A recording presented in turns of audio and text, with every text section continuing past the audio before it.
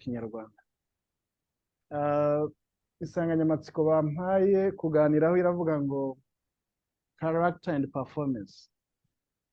Namo nibaza hari ababivuzeho mbere, character ni iki, performance ni iki, ariko uko nabyumvise ari nawo murongo natekererejemo. Character ushobora kuyisobanura mu buryo bubiri. Icya mbere ni icyo umuntu ari cyo, icyo cyo byonyine bishobora kubona mu busobanuro. Ikindi nanone harazamo ijambo ry'imyitwarire. Imyitwarire nanone isa nkaho ari ingaruka z'icyo. Hanyuma hakazamo nanone irindi jambo ryiyongeraho rya gatatu rivuga ngo ibikuranga. Ndabona tujya gusaba indangamuntu, abazisabye kera n'ubu baracyazisaba bamwe abatoya. Iyo baguhaye indangamuntu biba bisobanuye ko ari identity, ariko mbese ni ikikuranga. So character nayo ni nk'ibiranga umuntu. So twaje muri performance, nazo ndaza kubigarukaho. Nagerageje kubishira nanone mu Kinyarwanda, mbona bishaka kwegerana n'ijambo rijyanye no kwesa imihigo, cyangwa se kugera ku ntego wihaye, cyangwa se kugera ku muhigo wahize. Ayo magambo yombi nibwo buryo ndibuze kuyakoresha. Nanone ndibuze kuvuga ku magambo yandi ashamikiye ku ijambo leadership, cyangwa se ubuyobozi muri rusange. Ubwo yaba ariyo slide ya mbere. Abiri nariya turangije kuvuga ndibuze gutindaho, ariko hariho n'ayandi dusanga nanone mu byandikwa. Hari ijambo rijyanye na effectiveness cyangwa se efficiency. Effectiveness ni kuba umuntu ashobora kwiha intego akanayigeraho. Efficiency ni kuba ushobora kuba wihaye intego ukayigeraho ariko mu buryo bwiza butagusabye ikiguzi kinini. Ubwo bihuza n'ikiguzi gishobora kuba ari umwanya, gishobora kuba ari uburyo bw'amafaranga, bishobora kuba ari izindi ngaruka zishobora kuba zishingiye ku cyemezo bafashe. Akaza nanone ikijyanye no kuba ufite intego, urangajwe imbere n'intego, cyangwa se goal, icyo ushaka kugeraho. Iyo nabyo ni irindi jambo ryiza ryubakira kuri ririya jambo rya leadership, cyangwa se ririya nsanganyamatsiko ijyanye n'ubuyobozi.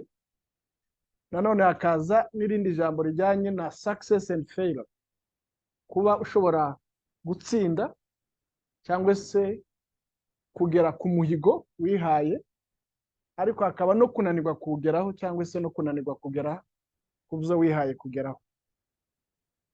Hakazaho nanone irindi jambo dusanga cyane cyane mu nyigisho za John Maxwell, avuga ko leadership is about adding value to someone's life. Ukuvuga ngo ubuyobozi, uramutse ushatse ubusobanuro bwose, ni uburyo bwose ukoresheje kugira ngo ushobore kuba wagira agaciro runaka, cyangwa se ikintu runaka wongera ku buzima bw'uwo uyobora, cyangwa se uwo muturanye n'uwo mugeni. Kenshi rero iyo tuvuze ubuyobozi, abantu bareba abayobozi kurusha uko tureba abayoborwa, cyangwa se abagomba kuyoborwa. Ari njyewe ndiho ndiza kwibanda cyane, ni naho uza kugaragariza kiriya kintu twavugaga kijyanye na character ndetse na performance. So we talk about leadership, we talk about the leader, we talk about the subordinates. Tuvuga umuyobozi, ariko tukavuga noneho n'uyoborwa, cyangwa se n'abantu bagomba kuba bayoborwa. So ibi byose bivuze iki rero? Bivuze ko byanze bikunze hariho impamvu umuntu agomba kuyobora. Ntabwo umuntu ayobora, fashe nk'urugero wenda intama. Mwese mushobora kuba mwararagiye, bamwe wenda batararagiye nabo barabibona. Intama akenshi aho ziba zibyagiye, cyangwa se aho ziba zirimo kurisha, ubona mu by'ukuri zisa nkaho zibayeho ubuzima buri random. ntabwo ushobora gutekereza ngo umenye ngo zifite umurongo zirimo kugendera, keretse ufashe gahunda yo kuzishorera. Ndetse n'iyo uzishoreye kenshi ubona zisa naho zitabyitwayeho cyane, zitabyitaho. Iyo uziragiye hamwe n'inka, inkura zishorera nazo zigakurikira. So kugira ngo zishobore kuba zafata umurongo nuko haboneka byanze bikunze someone to lead. Swat azijane mu guri gwiza ahari ubwatsi, cyangwa se azicure, cyangwa se aziragire. So there needs to be someone. So ibirebye rero mu mateka ya leadership byanze bikunze no usanga societe zose uko zagiye zikura zigenda byanze bikunze zikenera umuntu uje imbere. Swat yashizweho n'abayobora, cyangwa se wenyine yiyumvisemo ko harimo impamvu yo gutuma haba umuyoboro runaka abantu bagomba gukurikira. Iyo urebye evolution ya leadership, wenda sinjya mu mateka cyane, nuko usanga hariho traditional institutions, cyangwa se uburyo navuga gakondo abantu bari basanzwe babayeho, kugeza igihe noneho system zigenda zihinduka kugeza ku kigero tugezeho uyu munsi. Usanga aho tuvuga ku bijyanye na democracy, aho usanga tuvuga ku bijyanye na different types of leadership, ariko mu buryo buri modern. Ariko aho byose bihuriye ni ikintu kivuga ngo hari aho turi, hari n'aho dushaka kugera, cyangwa se hari situation turimo tugomba kuvamo byanze bikunze. So as a leader, iyo ni imwe muri mu ntego cyangwa se mu mpamvu zituma habaho umuyobozi. Gusa nanone wagaruka kuri ba bandi bagomba kuyobora. Iyo umuyobozi afite abayobora batamwumvira, cyangwa se binangiye, biramugora, bimusaba n'imbaraga nyinshi cyane. Kandi abenshi impamvu binangiye ntabwo bivuze yuko batasobanukiwe n'impamvu barimo kubwirwa kuvaho bari kugira ngo baje n'ahandi. Hari n'ababyanga gusa kubera kubyanga, akanga kumva ati no, nta mpamvu yo kuvaho, aho ni ntacyo ahantu hawe, shaka kumva ari muri comfort zone, kubera ko iwe atarimo kubona uko wa muyobozi we arimo kubona. Ubwo icyo nshatse kuvuga nuko umuyobozi aba afite a perspective, cyangwa se uburyo arebamo ibintu bitandukanye nuko abayobora babireba. So tugiye kwinjira rero kuri iriya jambo character, cyangwa se ibiranga umuyobozi, hariho ikintu cya mbere kijyanye na influence. Ni ukuvuga ngo umuyobozi agomba kuba afite capacity yo kuba yakumvisa abantu, cyangwa se abayobora, ko igihe kigeze cyo kwimuka bakava muri situation barimo bagana kuri situation nziza. Aha ni usanga muri cya gitabo cya John Maxwell avuga kuri 360 degree leadership. Kenshi iyo tuvuze umuyobozi kumva ko wenda niba turi kumwe na chairman hano tukumva ko niwe muyobozi, ariko muzukuri muri sense nyayo umuntu wese uri muri organization aba ari umuyobozi. Uriya ni uturangaje imbere, arangaje imbere abayobora bose, kandi abayobora bayobora muri capacity zabo barimo. Ni ukuvuga ngo niba ari n'urwego ndimo mu nshingano ufite, I'm a leader, ndi umuyobozi, kandi ngomba kugira influence iri positive yaho ndi n'ibyo ndimo gukora, kuko ya influence yanjye ni izamuka ikubaka pyramide, cyangwa se pyramide ya influence y'umuyobozi mukuru wacu, igatuma noneho n'icyo dushaka kugeraho tukigeraho.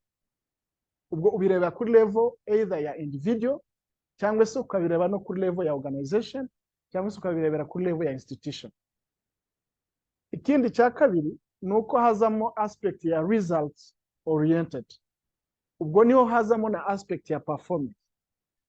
Umuyobozi wese kenshi yaba yamaze gusobanura expectations, yaba atarazisobanura, iwe deja ahita abona ko hariho results igomba kuza. Kandi mu by'ukuri iyo utanze igitekerezo nk'umuyobozi mu rwego runaka rwose waba urimo, abo uyobora bahita bibaza uburyo bazabigeraho, ariko deja wowe ntabwo ubyibaza ibyo, wowe wibaza already ko urimo kubona resulta nizo ushaka kubona hari. Izo resulta kugira ngo ziboneke, yes, kugira ngo izo resulta cyangwa se ibyo wifuza kugeraho ngo biboneke, nuko uba washizemo za mbaraga zijyanye na performance ya bandi mukorana cyangwa se abo uyobora, ariko nanone ukubakira no ku ndangagaciro zabo cyangwa se ibibaranga cyangwa se ibibagize, ari byo za kugarukaho, ariyo iriya aspect ya character. Nanone umuyobozi yumva buri gihe ko hariho a change that needs to be made, kandi ibyo biri applicable ku muntu uwo ari we wese no ku rwego rwo rwose. Mu gihe wicaye cyangwa se utatekereza ko ufite ikibazo runaka cyangwa se utagomba guhinduka, uba ufite ikibazo. Mu yandi magambo, iyo utekereza ko nta kibazo ufite, uba ugifite. Yes. So kugira ngo wumve ko hariho a change that needs to happen, you need to be conscient. Ugomba kumva ko byanze bikunze hariho impamvu zo guhinduka, zo kuva ku rwego rumwe uja ku rundi. So iyo umuntu wese yicaye akumva ko ari muri comfort zone, haba mu rugo, haba ku kazi, mu rwego waba urimo rwose, you are a danger person. Uraduteza ibibazo bikomeye cyane. Donc turi muri value chain, uruhererekane inyongeragaciro mu buyobozi. Hari ahantu wewe urimo kugira gute, urimo duteza embouteillage, ntabwo utuma dutambuka, ntabwo utuma tugera. So ikindi nanone tubona ku muyobozi, he has to be a dreamer, umuntu ufite inzozi, kandi inzozi ziri beyond imiterere ye, imitekerereze ye, imyumvire ye, amateka ye ndetse n'akazoza ke. Inzozi. Iyo dufashe vision 2050 as we speak today y'u Rwanda, nkunda kubibwira abanyeshuri kenshi, utekereza iriya vision 2050 ntabwo aba yashizemo factor yuko azaba yashaje cyangwa azaba akiri muto. Icyo iwe arimo kureba ni ukuvuga ngo mu myaka 50 iri imbere, byanze bikunze the state of Rwanda nuko igomba kuba imeze. Nanone ngasubira nkagaruka nga challenginga twebwe abantu ku giti cyacu. Sinzi niba mujya muyifata mukayisoma kugira ngo wumve imirongo ikureba, wumve imirongo iri muri iriya yerekwa ry'igihugu ivuga kuri wewe, ivuga ngo Emmanuel mu myaka 50 iri imbere dore uko ugomba kuzaba umeze. Hari igihe rero danger irimo ni igihe wicara ukumva ko someone is working on it for you to be the same person, kandi ari wewe bireba. So inzozi zo ziraza, umuyobozi ashiraho inzozi, ariko abagomba gutuma inzozi zigegwaho ni babandi ayobora. Ikindi nanone ni vision. Buriya a dreamer and a vision ni ibintu bitandukanye. A vision wenda dushake tubihere wenda mu buryo bwo kubona. Vision, donc sense ya vision yo kubona. Ubu hano twese amaso yacu izarimo kubona ni birimo hano. Ubu nteye amaso hari hakurya, ikintu mbona ni kiriya gishushanyo. Ntabwo nshobora kubona ibiri hari inyuma, ni aya maso, ariko vision nyayo ni irenga urukuta ikabona n'ibiri inyuma y'urukuta. Nubuvuga ngo nshobora kwicara ngatekereza nkabona ibirenze ibyo amateka arimo kunyereka, nkabona ibyo histoire cyangwa se current status irimo kumbwira, ariko ngakora vision ivuga ko this is the status we need to be by 2050. Ni inzozi wenda mu Kinyarwanda umuntu ashaka kuvuga vision, inzozi usanga byose bigiye kumera kimwe, ariko hariho iyerekwa akaba no kurota. Iyerekwa n'uvuga ngo ndimo nderekwa nkabona imbere cyane cyane ibyo abantu badashobora gushikira n'aya maso turebesha asanzwe y'umubiri. Nanone umuyobozi agomba kuba emotivator.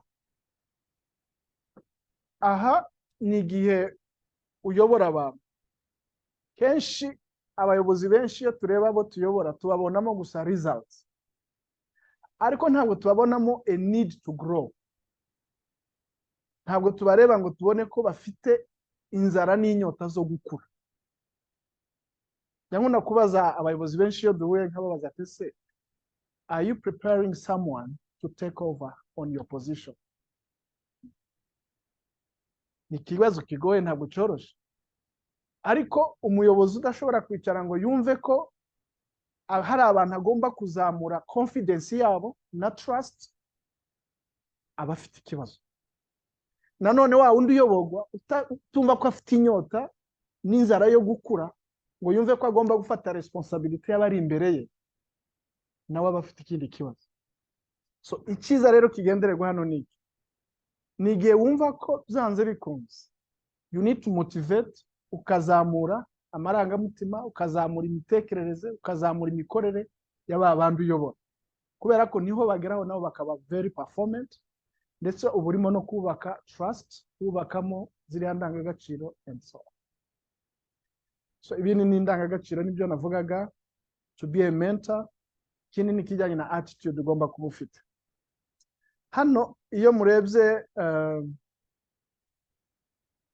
lion, hajya lion mu Kinyarwanda ni intare na elephant, inzovu. Iyo uzirebye ni iyihe ntare, ni iyihe nyamaswa nini muri izo zo? Inzovu. Ariko intare iyo irebye inzovu ntabwo ibona ubunini, iyo ihita ibona ko ari inyama ibonye zo kurya, ihita ibona ko ari lunch, cyangwa se mostly lunch, kuko dina ni gakeya zija guhiga mu ijoro. So bivuze iyo umuyobozi rero areba ikibazo agahita abona ubunini bwacu, tiyumve ko ikibazo it becomes a very good opportunity to exercise and to showcase of the ability to lead, then it is a problem. So umuyobozi rero yagombye kubona ikibazo cyose as an opportunity, nk'amahirwe yo kuyobora, yo kugaragaza ubushobozi Imana iduha, ndetse yo kugaragaza ubushobozi dufite, ndetse no kugaragaza icyizere abandi bantu bagomba kutugira. Muzumve statement za His Excellence, ntabwo agira statement ziduca intege nkuko twabivugaga kare. Statement ze ni statement zikwereka ko it's very positive, kandi ikwereka ko ari very big. Kare aho twari turi mu nama, hari umuntu twari twicaranye ndamubaza, mbese hari wari umaze kuvuga ngo Rwanda is a small country. Maybe we need to change the narrative. U Rwanda ntabwo ari ruto. Why do we keep to say Rwanda is a small country? Ubwo turimo turareba muri boundaries. So iyo urebye ubuso ku butaka, uba urimo kureba mu ndorerwamo itariyo. Ko byanze bikunze, you don't have to change, ntacyo tuzahindura kuri icyo kintu. Ubuso dufite ntabwo duteze kubona, ariko nituburebamo ubugari bw'u Rwanda, ntabwo dushobora kuvuga ko u Rwanda ari ruto. Numva ari narrative abantu bagomba no guhindura mu mvugo zacu, ari abandika, ari abakora ubushakashatsi, ari abayobozi, kubwira abantu ko igihugu cyacu ari gito, hari icyo bisigamo, hari icyo bisiga mu bandi bakumva ko ari gito. So u Rwanda, it's not a small country. So nuvuga ngo the attitude, the perspective ufatamwe ibintu nk'umuyobozi ni ibintu bikomeye cyane. Hanyuma ikindi navugaga natekerezagaho ni ikijyanye na Rwanda leadership, which was initially destined not to manage people but resources.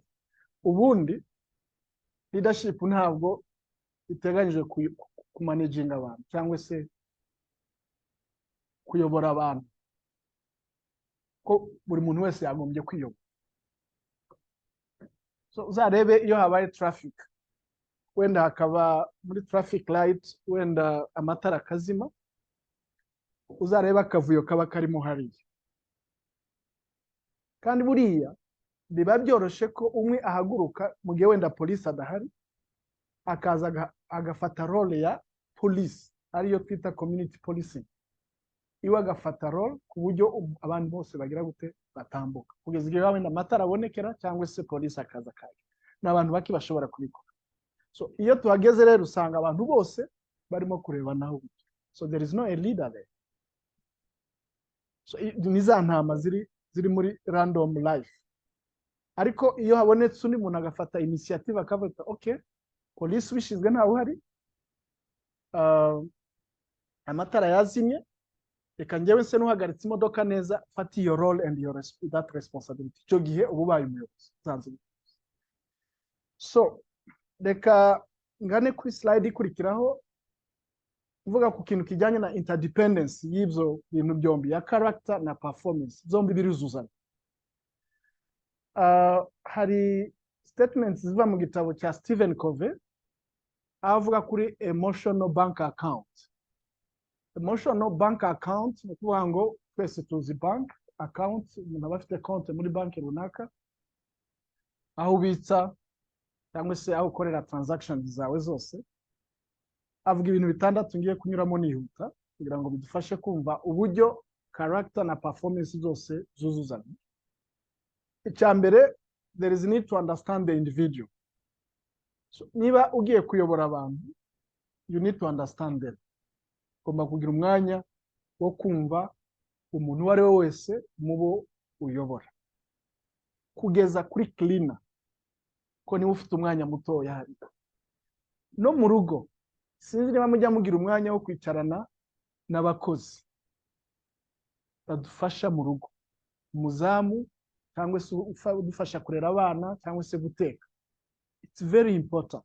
Niba udashobora kwicarana nabo ngo bagire inama ngo bafashe, hanyuma ukavuga ko ugiye kuyobora abandi bari muri big institution, it's very difficult. Wenda wavuga ngo iyo ni micro management cyangwa se leadership, ariko kuri buri rwego buri muntu wese aba akeneye kukumva, kandi muri uko kumva uba ukeneye kumva expectations, ibyo umutezeho, ibyo agutezeho, kugira ngo umuganishe ku ntego no mwari. Ikindi nanone ni ukureba kwa tuntu duto. Ubundi hari ubyo bita the ego view, kureba wenda nk'ikizu, aho ureba ibintu mu buryo bunini cyane, ukeneye gushyiraho policy, ukeneye gushyiraho strategy, wenda ibijyanye na operations, it's not your area, ariko byanze bikunze ugomba kuyiga. Ntabwo wazakora policy cyangwa se strategy y'ikigo runaka utazi operations uko zikorwa n'ibibazo biri, cyangwa se ibibazo abantu barimo muri izo nzego zose bazi. So you need to go and attend the little things, details ugomba kuzumva kugira ngo nunagira inama wa wundi ubishinzwe uba ufite inama nziza ihamye ushobora kumugezaho. Ikindi nanone is to keep commitment. Iyo hagati y'uyobora n'uyoborwa hari ibyo muba mwumvikanye, hari ibyo usaba, hari ibyo ngusaba. So ibyo unyemereye gerageza ubyubahirize kugira ngo ushobore nanjye gukora ibyo ngomba kugeraho. Iyo ubwiye umuntu ati I've done what you had asked me to do, nakoze ibyo wagombaga, ibyo wari wansabye gukora kugira ngo ushobore kuba wakora nawe ibyo ugomba gukora, ariko mu by'ukuri biragaragara ko utashoboye kubigeraho. Icyo gihe uba ufite weight yo kumusobanura no kumwumvisa ko ari mu makosa. Ariko iyo umubwiye ngo kuki iki kintu kitagezweho, ukirengagiza ko hari ibyo wagombaga gukora nawe nubwo uri umuyobozi we, I don't think you are doing a fair treatment to the person. Icyo gihe bisaba ko habamo iyo clarity no kugaragaza izo commitment. Now, ikindi ni clarification of expectations. Ibi umuntu ashobora kubisobanura neza mu rwego rw'amasezerano. Iyo abantu bakora contract muri business cyangwa se mu kazi runaka, haba hariho two parts, haba hariho abantu b'uburyo bubiri, hari utanga wenda service, hari n'ukeneye service. So iyo mutabisobanuye neza ngo ugaragaze ibyo ukeneye, nyuma ukaza kubisaba waramaze gusinya amasezerano, ntabwo bikunda. Even na amendment iza mu gihe wenda bibaye ngombwa kandi biri well justified. So bivuze ko ari uyobora, ari uyoborwa, you need to explain your expectation. Ndabaha urugero hijya mu kazi ka mbere muri World Vision, hari muri 2001. Narakoze umwaka wa mbere, umwaka wa kabiri nkabone ibyo ndimo gukora mu by'ukuri n'uwo nyobora nawe yabikora, nta challenge irimo. Ngira umuyobozi icyo gihe yari umunyakenya, yamubwiye nti I'm not challenged with what I'm doing. Bisa n'ibimukanze cyane. what do you mean by that? Let me explain. Ndabona amaze umwaka nkora kano kazi, ariko mu by'ukuri iyo ndeba ibyo ndimo gukora biri kuri level y'uyu mukozi nyobora nawe ashobora kubikora, kandi unarebye baranabikora. So bivuze yuko nta defi, nta kintu mbona kinchallenginga ushobora gutuma wenda ngira umusaruro wisumbuye kurusha uwo mfite. Zaramutangaje cyane. Ikintu yarambwiye ati ndagutumiye duhurire Musanze muri hotel Muhabura dukore kuri terms of reference zawe. So turicara dukora terms of reference cyangwa se job description yanjye ngomba kugenderaho inchallenginga ituma nshobora gutanga umusanzu uruta wawe narisanzwe. So nukuvuga ngo iyo utabigara, kandi ubwo ngende umukoreshwa ufite umuyobozi niwe ndimo kubwira. So iyo ntaza kubivugana ari kuguma muri zone kimwe n'ababandi nyobora bashobora kuba babikora, nta musaruro turimo gutanga. So njya mbwira n'abantu niba ubona mu by'ukuri aho uri nta kintu urimo kongera, you better say goodbye. Sezera, kubera ko nudasezera urimo urateza ibibazo. Sezera kugira ngo haze undi muntu wumva uri challenges naho ugeze, nawe ufata ibindi biguhiga biri hejuru y'ibyo urimo. Kuko nuguma hariya uri muri yica, uri muri kira n'abantu. So ubwo rero icyo navugaga ni clarification of expectations. Arabavuga ngo bagomba gusezera ariko bageze muri retirement. No, retirement ntabwo ariyo period yo gusezera, ahubwo retirement ni period yo gukomeza kwigisha abandi, ariko sezera hakiri kare ko hari abantu bashobora kuba bakora ariko barageze muri retirement, kubera ko urimo urakora ibintu biri below your capacity, below your expectation. Uramutse ukomeje kubikora gutyo nuvuga ngo you are not making the institution, the organization to grow. So ikindi nanone ni iriya personal integrity, umuntu abihuza na trust. It's like walk the talk, ibyo uvuze ari byo ukora, aricyo gikunze kutunanira cyane. So gerageza uje muri boundaries y'ibyo urimo kuvuga cyangwa se n'ibyo wemera n'ibyo utekereza. Ikindi nanone niba ubona ko bidashoboka ko abantu muri kumwe muri gukorana ugakomeza gukorana nabo, you can withdraw your trust. Kugira ati mu by'ukuri biragaragara ko I cannot continue to invest in this account yawe kubera ko ndabona ntaho turimo kugana, cyangwa se ndabona ntacyo ndimo kunganira muri performance ya institution. So icyo nashaka kuvuga ni uko harimo interdependence, izo character na performance biruzuzanya, birafatikanya kugira ngo bidufashe kugera ku ntego nyamukuru tuba twiyemeje. Nafashe imirongo mike yo muri Bibiliya, wenda twayasoma umwe kuri buri aspect. Kuri character dusome umwe, hanyuma no kuri performance dusome uwundi. Asa wenda badusomere muri Proverbs igice cya 10 umurongo wa 9, Imigani 10 umurongo wa 9 tugana ku musozo.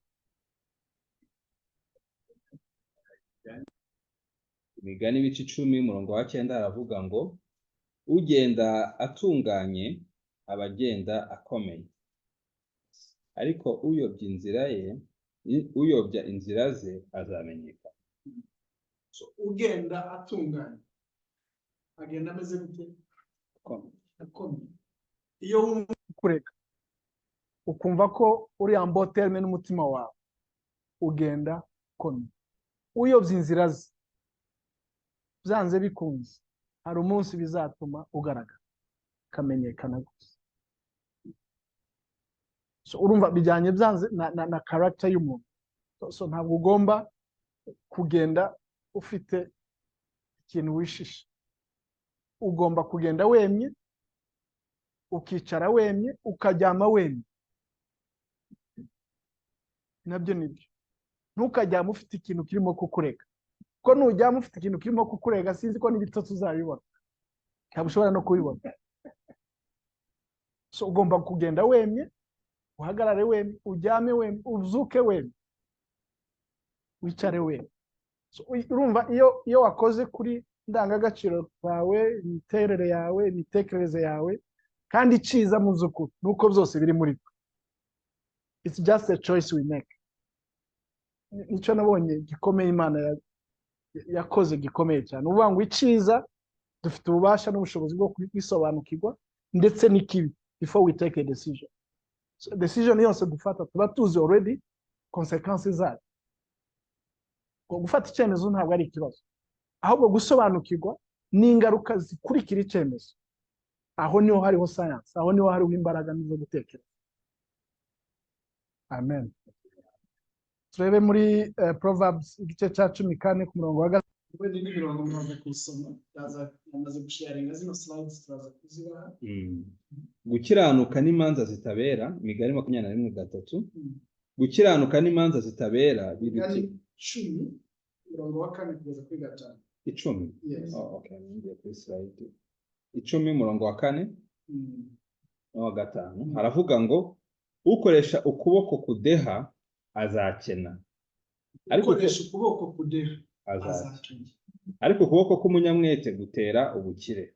Ariko ukuboko k'umunyamwete gutera ubukire. Usarura mu kintu umwana ufite ubwenge, ariko uryamira mu isarura n'umwana ukoze isoni. Byose byaravuzwe. Urumva rero iyo uvuze ngo reka nkoresha ukuboko kudeha, ubwo birarindinga kuri ya performance. Njya nicara nkavuga ngo ku munsi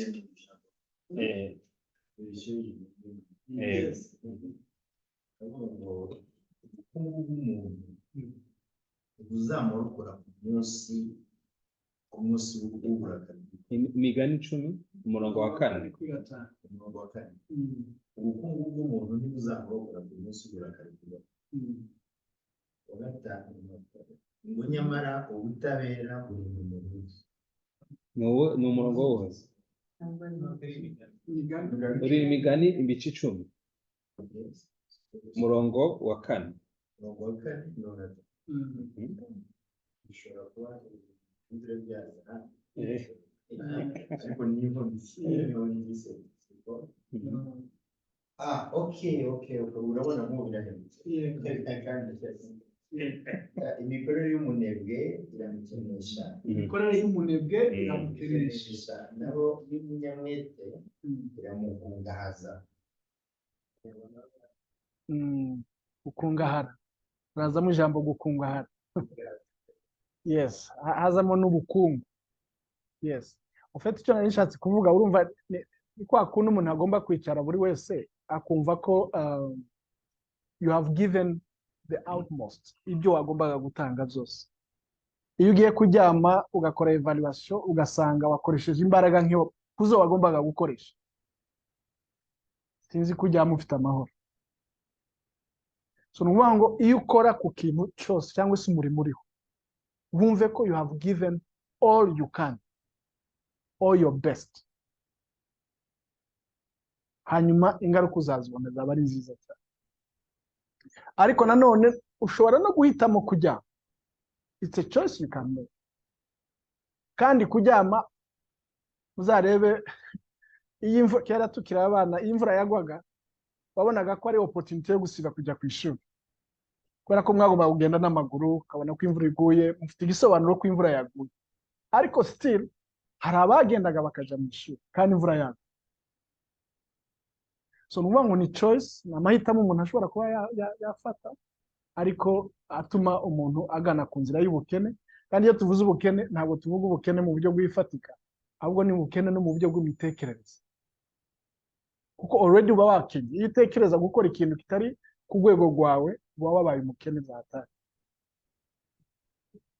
Uba wakenye byaranye.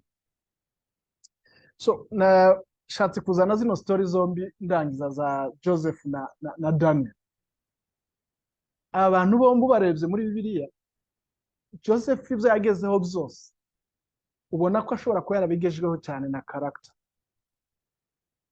cyangwa se uburyo yitwaye, imyitwarire ye, comportement ye. Mu by'ukuri ubona ariyo promotion Imana yagiye imuha zose niho ubona zituruka. Bivuze ko character, imyitwarire yawe mu by'ukuri igufasha kugera ku kintu gikomeye no ku buyobozi bwose bushoboka. Ni ikintu gikomeye cyane. Nanone ndebye Daniel nawe yari afite imyitwarire myiza, ariko iyo musomye Bibiliya bakwereka how he was intelligent, ari mu bantu bize imibare mbere muri Egiputa, ari mu bantu bakoze, ari mu bantu bari bafite uburyo urebye ibyo yabijyanye cyane muri administration akoresheje ubwenge busaza, ariko nawe he perform, yageze ku byo yagombaga kugeraho, kandi kugeza n'uyu munsi niyo mpamvu dufite igitabo kimwitirira Daniel. Dufite almost a chapter from 39 kugeza kuri 47 zivuga ku nkuru ya Joseph. Ikintu gikomeye hano Joseph agaragaza ni uburyo yitwaye mu gihe yari afite ubushobozi bwo kugaragariza bene se ko bamugiriye nabi, ariko iwe akabereka ko it was not meant for that, ahubwo ko ari kugira ngo azabarokore mu gihe nk'icyo. Urumva iyo ni imitekerereze ikomeye cyane y'umuyobozi. Umuyobozi ni wa wundi utatekereza in terms of revenge, ni umuntu utekereza in terms of repairing and consolidating and reconciliating everyone. So ndangiza rero nagira ngo mvuga aya magambo abiri. Icya mbere ni uko imyitwarire y'umuntu, imiterere y'umuntu, uko ateye, ni ngombwa ko tubikoraho cyane, nabyo bikenewe, nabyo tugomba gukoraho cyane, kuko ibijyanye na performance biza nka outcome, biza nka resulta z'imyitwarire yacu, imitekerereze yacu, imikorere yacu. Icyo ni icya mbere. Ikindi cya kabiri, twebwe nk'abakristo nta busobanuro dufite bwo kudakora performance ikenewe iyo ari yo yose. Ko njya mbivuga ko tuzi ijambo ry'Imana, tuzi icyo rivuga, niba Imana ivuga ko we are co-creators with God, uvuga ngo dufite ubushobozi bumwe duhabwa bw'Imana. So Imana yaduhaye imbaraga zimwe zayo. Niba yaravuze ngo tureme umuntu mu shusho yacu, bivuze ko mfite DNA y'Imana, mfite imbaraga z'Imana, mfite ubushobozi buva ku Mana. I can create as well the way God has created. So turamutse twumvise gutyo nk'abakristo, I don't think we can fail to change the world around everyone. Imana ibagire neza cyane.